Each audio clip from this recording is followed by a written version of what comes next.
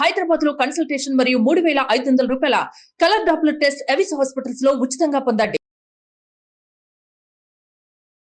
Hello, నమస్తే అండి, రామకృష్ణ గారండి. అవునండి. నేను జయానండి, అందమైన జీవితం ప్రోగ్రాం నుంచి కాల్ చేస్తూ ఉన్నాను. ఓహో, నమస్తే అండి. మీరు నమస్తే అండి. మెయిల్ చేశారు, అదే అవును మెయిల్ మేడం. చూశాను. నేను కళ్యాణ్ గారి ముందు పెట్టానండి. డాక్టర్ కళ్యాణ్ చక్రవర్తి గారు ఇప్పుడు నాతో పాటు స్టూడియోలోనే ఉన్నాము, ఇద్దరము కూడాను. అవునండి, చెప్పండి. ఒకసారి డీటెయిల్డ్ గా మాట్లాడతారా? మాట్లాడతానండి. రైట్ అండి, రామకృష్ణ గారు. రామకృష్ణ గారు నమస్తే. ఎక్కడుంటారండి? నమస్తే అండి డాక్టర్ గారు. నమస్తే. ఎక్కడుంటారు? ఏ ఊరు? మీ వయసు ఎంత? మీరు ఏం చేస్తూ ఉంటారు? మాది ఒంగోలు అండి. నా వయసు 42 అండి. నాకు మ్యారేజ్ అయ్యి 20 years అవుతుందండి. చిన్న వయసు. మా ఆవిడ గారు హౌస్ వైఫ్ అండి. పిల్లలండి? నాకు ఇద్దరు ఆడపిల్లలండి. సార్, పెద్ద పాప డిగ్రీ సెకండ్ ఇయర్ చదువుతుందండి. చిన్న పాప 10th అండి. Okay okay, right. చెప్పండి సార్. చెప్పండి, విషయం ఏంటండి? విషయం ఏంటంటే, మీకు మెయిల్ చేసి ఎందుకు చేశానంటే అండి, మా రీజనల్ ఆఫీస్ లో మీటింగ్ నిమిత్తము బాంబే నుంచి ఆఫీసర్స్ వచ్చారండి. 3 star హోటల్ తీసుకున్నాము. ఆ హోటల్ తీసుకుంటే మీటింగ్ కి అటెండ్ అవటానికి నేను వెళ్తున్నానండి. మా పెద్ద పాప ఒక అతనితో రూమ్ లోకి వెళ్ళి డోర్ లాక్ చేసుకోవటం నేను కళ్ళారా చూశారండి. ఆ సన్నివేశం చూసేటప్పటికి నా మనసు ద్రవించిపోయిందండి. నేను తట్టుకోలేకపోయానండి.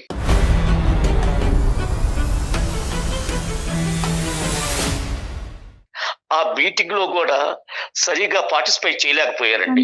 కానీ నేను ఆ చూసిన విషయాన్ని చూసి జీర్ణించుకోలేకపోయానండి. నాకు మనసంతా అదొక విధంగా అయిపోయిందండి. రామకృష్ణ గారు, ఇది ఏంటంటే, బహుశా ఒక తండ్రి తన జీవితంలో ఎప్పుడూ కూడా కల్లో కూడా ఊహించుకున్నటువంటి సంఘటన, చూడాలనుకోకున్నటువంటి సంఘటన. పరీక్షలు ఫెయిల్ అవుతారు, నాన్న వీడిని ప్రేమించానంటారు, నాన్న వాడితో తిరిగానంటారు, సరే అమ్మ అని చెప్పి. ఇప్పుడు ఇదేంటంటే, ఒక తండ్రి ఒక సొంత కూతురు వేరే పరాయి వ్యక్తితో రూమ్ లోపలికి వెళ్ళి తలుపు తీసుకుని వేసుకునేదాన్ని సంఘటన ఒక మీటింగ్ లో పార్టిసిపేట్ చేయటం ఏంటండి? ఒక జీవితంలో పార్టిసిపేషనే మీది క్లోజ్ అయిపోతుంది. అంత భయంకరమైనటువంటి సంఘటన చూడగా. సో నాకు ఇక్కడ ఫస్ట్ కావాల్సినటువంటి పాయింట్ ఏంటంటే, అసలు ఎప్పుడైనా కూడా మీ అమ్మాయి ఇలా చేస్తుంది అనేటటువంటి ఆధారాలు కానీ ఎక్స్పెక్టేషన్ కానీ మీకు ఇంతకు ముందు ఉందా? నెంబర్ 1. ఎప్పుడైనా కూడా పాప ఇలా పక్కదో పడుతుందనే డిస్కషన్, ఆర్గ్యుమెంట్ మీకు మీ భార్య మధ్యన ఎప్పుడైనా జరిగిందా? Boy friend? ఎప్పుడు లేదు, ఇవేమీ లేవు. అసలు ఇంకొక విషయం కూడా అండి, మా ఆవిడ ఏదన్నా విషయం వచ్చినా కూడా, పిల్లల మార్కుల విషయం అడిగినా కూడా వాళ్ళ మమ్మీ దగ్గరికి వెళ్తారు కానీ నా దగ్గరికి వచ్చి, నానా ఇన్ని మార్కులు వచ్చినాయి, మేము దీంట్లో పార్టిసిపేట్ చేస్తున్నాము, మేము ఇక్కడికి వెళ్తున్నామని నాకు ఏం చెప్పరండి. ఆవిడ కూడా అదే విధంగా ఉంటది. నాన్నగారికి చెప్పాలి, నాన్నగారికి చెప్పకపోతే ఎలాగా, నాన్నగారే కదా మిమ్మల్ని అన్ని చూసుకుంటుంది అని కూడా ఆవిడ చెప్పదండి. ఆవిడ అలుసు తీసుకొని వాళ్ళు ఏదైనా కూడా నాకు చెప్పరండి. నేను వాళ్ళతో చాలా ప్రేమగా మూవ్ అవ్వాలనుకుంటానండి. బయటకి ఎక్కడికన్నా తీసుకెళ్లాలనుకుంటాను, బయట ఎక్కడికన్నా వెళ్ళాలనుకుంటాము. టూర్స్ కి వెళ్ళినా, ఏది చేసినా కూడా, ఎక్కడ వెళ్ళినా కూడా వాళ్ళ ఇష్టం వచ్చి వాళ్ళకి కొని పెడుతుంటాను. కేవలం ఉద్యోగం అనేది ఒకటే చూసుకోకుండా మీరు ఫ్యామిలీ పరంగా కూడా దగ్గర అయ్యారు. కానీ వాళ్ళు మాత్రం ఆ డిఫరెన్స్ చూపెడుతున్నారు. ఆ డిఫరెన్స్ ని మీ వైఫ్ ప్రోత్సహిస్తున్నారా అంటున్నారు. నేను అడిగేది ఏంటంటే, ఈ సంఘటన ఎప్పుడు జరిగింది సార్? ఈ సంఘటన జరిగి ఒక 15 days అవుతుందండి. అంతేనా? ఓకే, 15-20 days అవుతుంది. మరి మీ మనసు గాయపడింది, వెంటనే మీ భార్యతో పంచుకోవాలని మీకు అనిపించలేదా?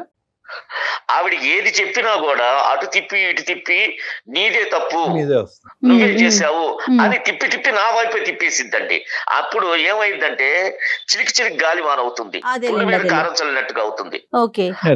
అదే బయట వాళ్ళు చెప్పారనుకోండి, అదే మీ లాంటి వారు చెప్పారనుకోండి, మీ కార్యక్రమాలు చూస్తున్నాం కాబట్టి మీలాంటి వారు కౌన్సిలింగ్ ఇచ్చారనుకోండి, బాగుంటుందనే ఉద్దేశంతో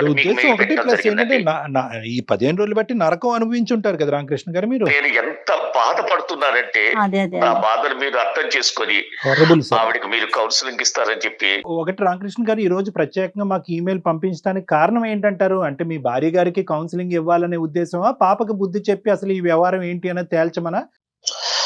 ఇది ఆవిడకి తెలియదండి. నేను మీకు మెయిల్ చేసినట్టుగా ఓకే, ఆవిడకి అది తెలియదు. తెలియదులేండి. కానీ మీ ఉద్దేశం ఆ, ఏంటి? నాకు మీరేమనుకుంటున్నారు? 2 కూతుళ్ళండి. అవును. 2 కూతుళ్ళని మీకు చెప్పాను కదా. చిన్న పాప కూడా ఉంది. ఈ పాప ఈ విధంగా అయితే చిన్న పాప పరిస్థితి ఏంటండి? ఆ, సరే సరే, ఆవిడని మాతో కనెక్ట్ చేయండి, ఒకసారి మాట్లాడతారు డాక్టర్ గారు కూడా. అంతే అంతే అంతే. అలాగండి. సరేనండి, ఒకసారి మాట్లాడి ఓకే. చూడండి. दयచేసి लाइन లో వేచి ఉండండి. आप जिस व्यक्ति से बात कर रहे हैं उन्होंने आपके कॉल को होल्ड पर। హలో పద్మ, ఏండి, ఏం చేస్తున్నావు? ఏం చేయట్లేదు. మీరు వెళ్ళిన తర్వాత ఇంక ఇల్లు అది సర్దుకొని పని చేసుకుంటున్నాను. ఏంటి ఫోన్ చేశారు ఇలాగా? ఏం లేదు, నువ్వు ఫ్రీగా వచ్చి కూర్చో, నీకు ఒక విషయం చెప్పాలి. సరే చెప్పండి, ఫ్రీగానే ఉన్నా, కూర్చుందని చెప్పండి.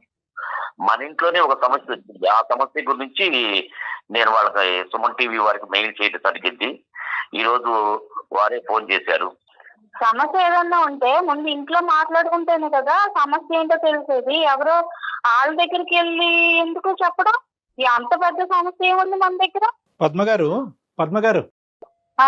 15 రోజులు బట్టి రామకృష్ణ గారు తర్జన భర్జనకు లోన్ అవుతున్నారు. పెద్దమ్మాయి కావ్య ఎవరో ఒక పరాయి వ్యక్తితో రామకృష్ణ గారికి తెలియనటువంటి ఒక వ్యక్తితో ఒక హోటల్ రూమ్ లోపలికి నడుచుకుంటూ వెళ్ళటం జరిగింది. వెళ్ళి అంతటితో ఆగకుండా, అది కాన్ఫరెన్స్ రూమ్ కూడా కాదు, అది hotel room, individual separate room. అందులో సార్ మీ మాటకు అడ్డొస్తున్నానండి. చెప్పండి. మా అమ్మాయి రెస్టారెంట్లకి అది వెళ్ళే అమ్మాయి కాదండి. పద్మ గారు, అది మీరు ఖండించండి. ఏదన్నా అది మీకు నమ్మశక్యంగా అనిపించకపోవచ్చు, కానీ అతను కళ్ళతో అతను చూసినటువంటి సంఘటన గురించి వివరిస్తున్నారు. అతను సొంత కూతురు మీద చూసింది అబద్ధం ఆడవలసినటువంటి అవసరం లేదు, లేదంటే అతని కళ్ళు అతను అబద్ధం ఆడేటటువంటి పరిస్థితి కూడా లేదు. ఎందుకంటే అది సొంత కూతురునే అతను కనిపెట్టలేనిది కాదు కదా. వెళ్ళారంట, తలుపేసుకున్నారంట. 15 రోజులు బట్టి ఇదే ఆలోచనతో ఇతను నిద్ర ఆహారాలు లేకుండా ఇతను బాగా మానసికంగా చితికిపోయాడు. మరి భార్యతో చెప్పుకోవచ్చు కదయ్యా, పిల్ల ఇష్యూ భార్యతో చెప్పుకోవచ్చు అంటే కనుక ఇటువంటి అంశాలు మా ఇంట్లో చెప్పేటటువంటి ఫ్రీడమ్ నాకు లేదండి. ఆ బాణం అటు తిరిగి వచ్చి ఇటు తిరిగి వచ్చి నా మీదకే నాకే గుచ్చుకునే పరిస్థితి వస్తుంది. అటువైపు వయసు ఎదిగినటువంటి ఆడపిల్లతో కూడా అడగలేనటువంటి. ఏం లేదండి, ఇంట్లో ఆయనదే పెత్తనమండి, ఆయన మాటే వినాలి. మేము ఎవరిమైనా సరే, నా పిల్లలతో సహా. ఏండి ఏంటండి అసలు మన ఇంట్లో సమస్య? మీరు మన అమ్మాయిని చూసినప్పుడు నాకు చెప్పాలి కదా. అసలు మన పిల్లలు అలా రెస్టారెంట్లకి ఎలా వెళ్తుంది అనుకున్నారు మీరు?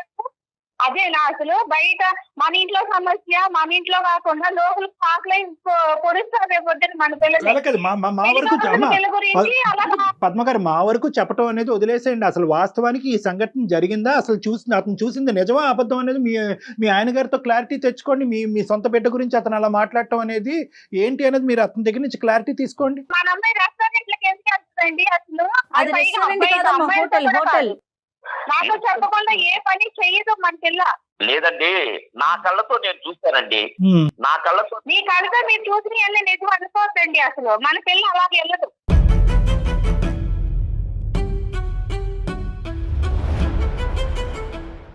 భవ్య వాళ్ళ అన్నయ్య పుట్టినరోజు వెళ్తానని నాతో చెప్పింది. మీకు తెలిసి అయితే ఇన్ఫర్మేషన్ ఉంది. మరి రెస్టారెంట్లకి వెళ్దు, అక్కడికి ఎక్కడికి వెళ్దాను అంటారేంటి ఇందాక? మరి ఇప్పుడు అయ్యో, ఇప్పుడు ఫ్రెండ్స్ రెస్టారెంట్లకి అక్కడికి ఇక్కడికి వెళ్ళదు అంటే పుట్టినరోజు పార్టీ అనేది ఫ్రెండ్స్ తో చేసుకోవడం ఈ రోజుల్లో తప్పు కాదు కాదండి. కాదు, ఫస్ట్ మీరు మాట్లాడినప్పుడు మా అమ్మాయి అసలు ఎక్కడికి వెళ్ళదు అన్నారు. ఇప్పుడు మళ్ళీ మీకు ఇన్ఫర్మేషన్ ఉంది, మీకు చెప్పే వెళ్ళింది అంటున్నారు కదా, అది మాట్లాడేది. మీకేంటంటే ఆ అమ్మాయి బర్త్డే పార్టీకి వెళ్తున్నానని చెప్పింది. అప్పుడు ఆయన రెస్టారెంట్ లో అమ్మాయి అబ్బాయి వెళ్ళారు అని, ఆయన హోటల్లోకి వెళ్ళారు నా కూతురు అంటే నాకు ఇప్పుడు గుర్తొచ్చిందండి. ఆ రోజు అమ్మాయి చెప్పిందా? Okay, so clear. భవ్య వాళ్ళ అన్నయ్య పుట్టినరోజు వెళ్తానమ్మా అని చెప్పింది. సో వెళ్ళింది. ఇన్ఫర్మేషన్ ప్రకారం భవ్య ఇంకా మిగతా ఫ్రెండ్స్ అందరూ ఉన్నారు.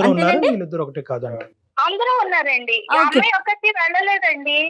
ఆయన బయట నుంచే చూసేసి నా కూతురే ఒకతే ఉంది, అబ్బాయి ఏంటి తండ్రి ఆ మాటలు మాట్లాడచ్చండి? తండ్రి ఇలా మాట్లాడుతున్నాడంటే మీరు పరాయి భక్తి మాట్లాడుతున్నాడు. తండ్రి మాట్లాడకూడదా? ఇప్పుడు బర్త్డే పార్టీకి వెళ్ళటం నిజం, మీరు హోటల్కి వెళ్ళలేదు, అతను హోటల్కి వెళ్ళాడు, హోటల్లో అతను కన్న కూతుర్ని అక్కడ చూశాడు. ఎటొచ్చి ఏంటంటే మీరు ఒక సంఘటన చూడలేదు, మీ భర్త గారు చూశారు. ఇప్పుడు మీ భర్త గారు చూసినటువంటి అంశాన్ని మీరు నమ్ముతారా లేదా? ఏంటి పచ్చగా ఉందండి, లోకమంతా పచ్చగా ఉందని ఎవరెవరిలో చూసిన విషయాలన్నీ మన పిల్లల మీద మనం రుద్దుకోకూడదు కదా ఏంటి అక్కడ సార్. పచ్చగా పద్మ గారు మీరు మాట్లాడేది ఏంటండి? ఒకసారి ఆలోచించండి. మీరే చెప్తున్నారు పాప వెళ్ళిందని. చుట్టుపక్కల వాళ్ళు ఈ ప్రోగ్రామ్ చూస్తున్న కూతురు గురించి ఏమనుకుంటారు సార్ అసలు?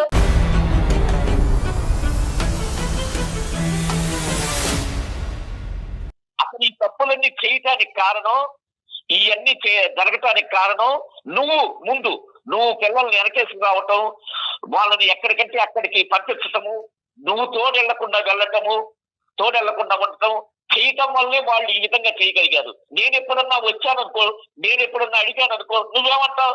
నీకు తెలియదులే, ఆడపిల్లలు అని చెప్పి నా మాట ఎప్పుడన్నా దూరనిచ్చావా? నా మాట ఎప్పుడన్నా లెక్క చేశారా మీరు? మీకేమన్నా నేను తక్కువ చేశానా? మీకంటే అసలు నేనే అడిగామండిగా, హోటల్కి వెళ్దామా, రెస్టారెంట్కి వెళ్దామా, లేదంటే వేరే టూర్ ఎక్కడికైనా వెళ్దామా అని నేనే అడిగామన్నా, మిమ్మల్ని తీసుకెళ్ళామన్నా లేదా? బర్త్డే పార్టీకి వెళ్ళిందండి అని చెప్పి నాకు ఏ రోజన్నా చెప్పావా?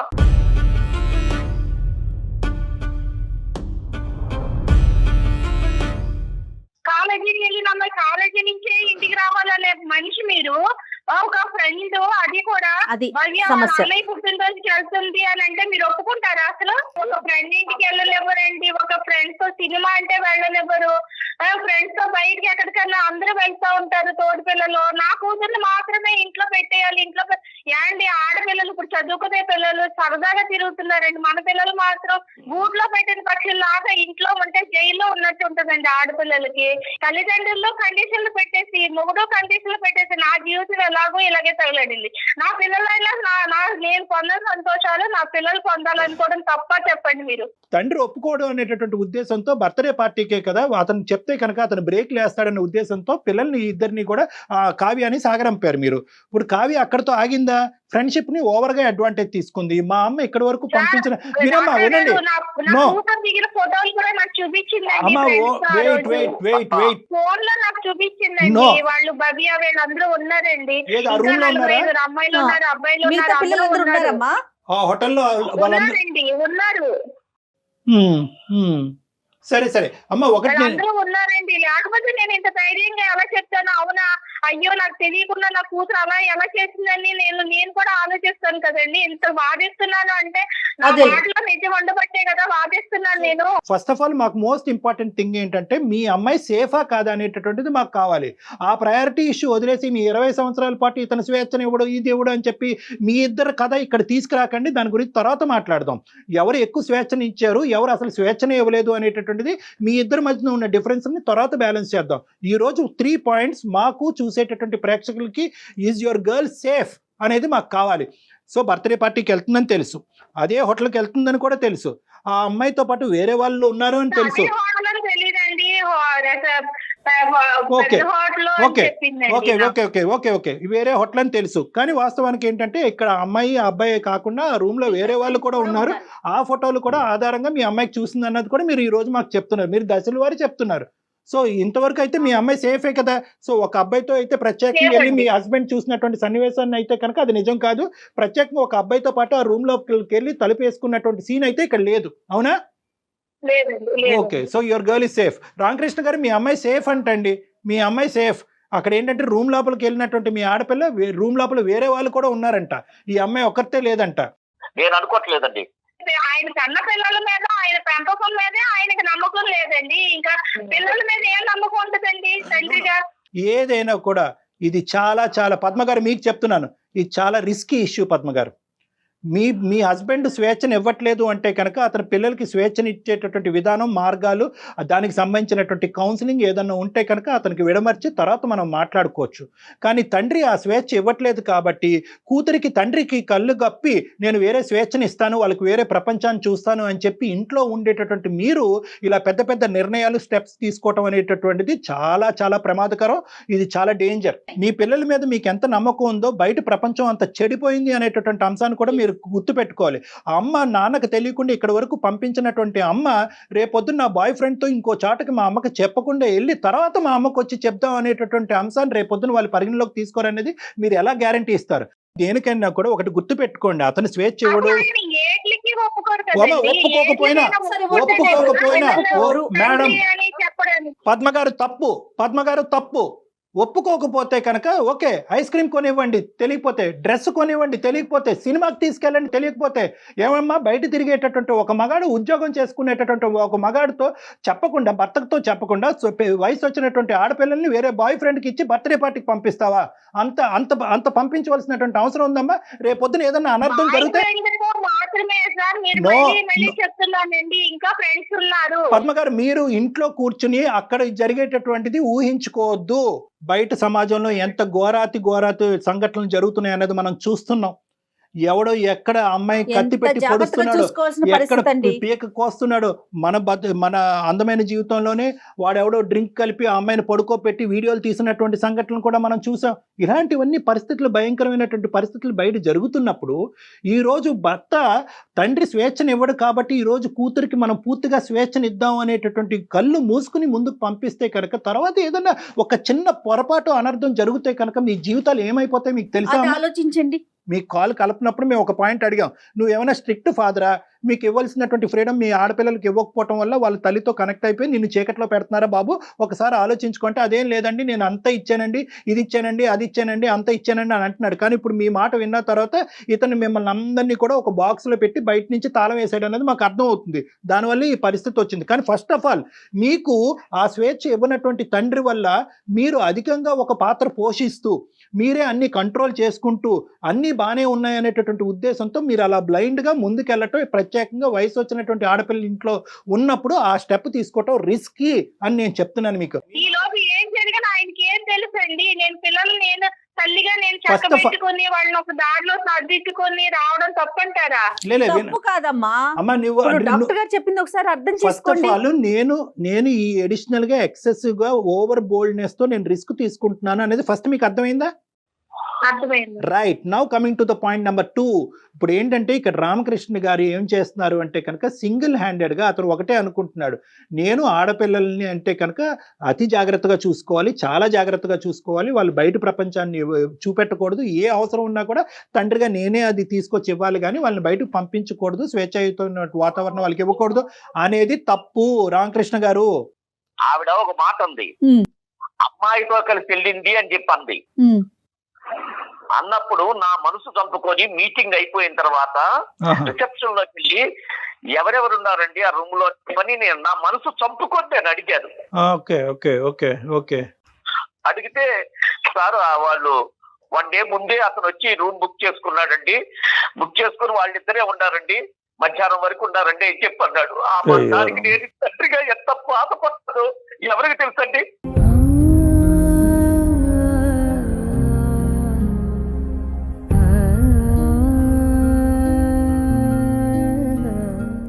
ఇప్పుడు ఆవిడేమంటారో మరి పద్మ గారు, ఇప్పుడు వరకు 10 మంది ఉన్నారు 10 మందితో ఉన్న ఫోటోలు చూసాను అన్నారు. మరి ఆ ఫోటోలు ఇప్పుడువో ఎప్పుడువో అవి పద్మ గారు?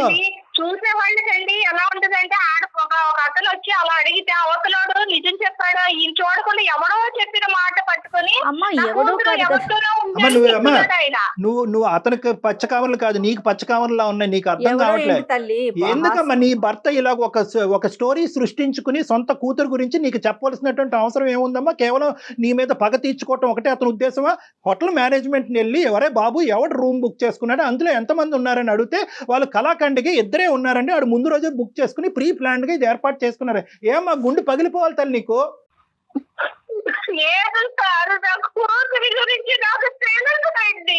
నాకు తెలుసు